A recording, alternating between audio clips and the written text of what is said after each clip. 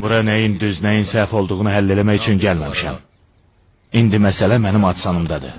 Bəs indi nə deyir, ha? Nə deyir? Atası deyir ki, işi sülhlə həll eləyərik. Yox, uca boy olan nə deyir?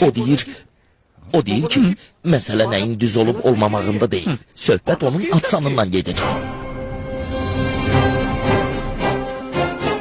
Əgər söhbət onun atsanından gedirsə, onda niyə mənim üstümə gəlir? O gəlir. Sərdarcığım, narahat olmayın, axı mən buradayım. Qorxma.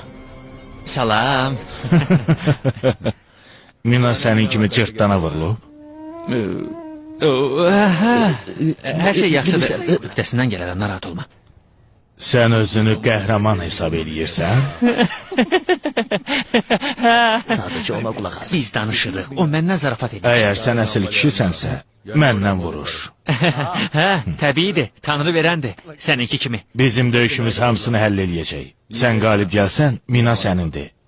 Mən qalib gəlsəm, o mənim olacaq. Hə, nə deyirsən? Danışdıq? Hə, qardaş, hə. Neyinirsən?